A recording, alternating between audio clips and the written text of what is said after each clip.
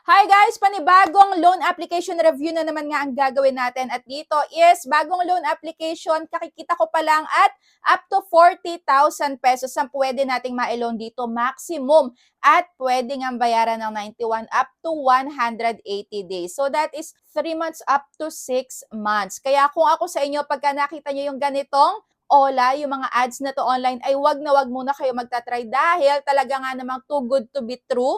At bago nga kayo mag-apply dyan, magbigay ng mga information nyo, make sure na legit yung mga ina-applyan nyo ng mga OLA dahil baka akala nyo matulungan kayo, kabaligtaran ang mangyayari. Mas lalo lang sumakit yung ulo nyo. So yun nga, simulan na natin.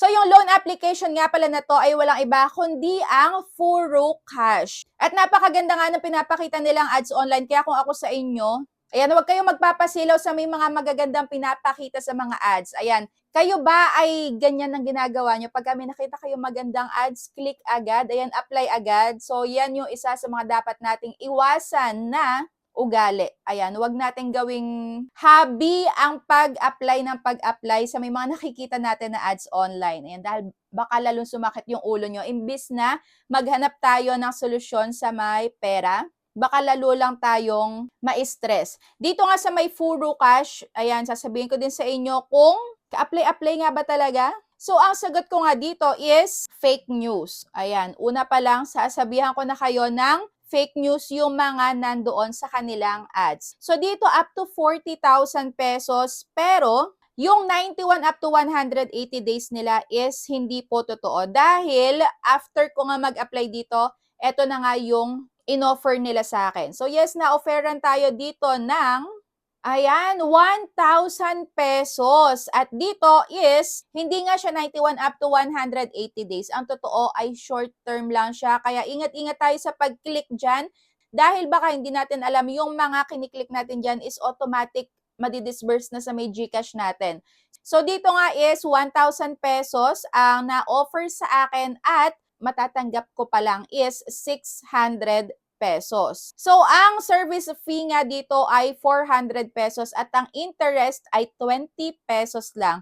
O, di ba kung dito tayo titingin sa may interest na 20 at yun yung nakalagay sa may ads nila is sobrang ganda, di ba? 20 pesos lang ang madadagdag sa may pinaka-loan mo o di ba talagang maaakit ka. Pero eto nga yung kailangan nating tinitingnan din. At etong kanilang service fee which is sobrang laki. 400 pesos ang mababawas dito sa may 1,000 pesos. At eto nga palang Furo Cash is after nila akong mabigyan ng offer, nag-iba na yung pangalan nila which is Ready Peso na.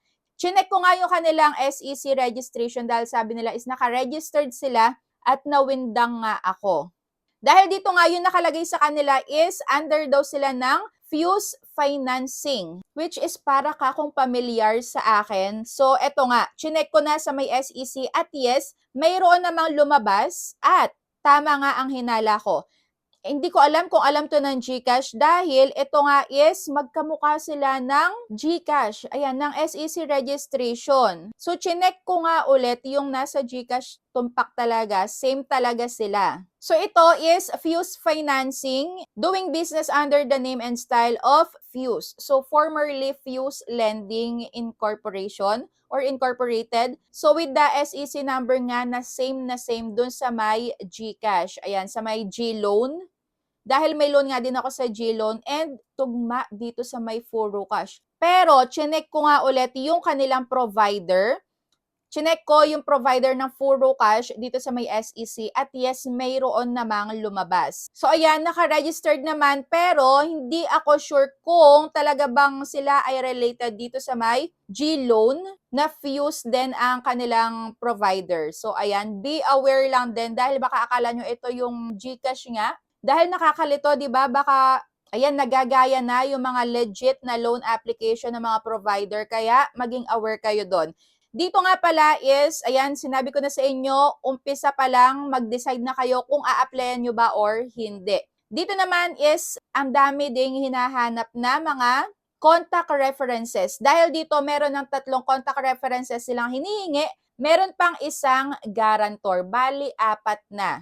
At mabusisi sila dito sa may ID at facial verification dahil bawal ang blurred, bawal ang talagang crop yung ID, yung hindi siya readable. So ayun, mabusisi sila at kung ako sa inyo, ayan, decision yan kung ipagpapatuloy nyo pa yung pag-a-apply dito. Pero para sa akin is, hindi ko nga ito sa inyo maire-recommend para sa akin lang ha dahil ang laki po ng makakaltas. At ayan, pakita ko na din sa inyo yung mga sinagutan ko dito para ayan, maging aware nga din kayo. So sabi nga nila sa kanilang application, easy borrowing. Yes, mabilis nga talaga. Kaso nga lang is hindi makatao yung kanilang service fee. So dito, ang mga sinagutan ko lang ay sobrang konti lang. Ayan, in fairness, napaka-konti lang talaga.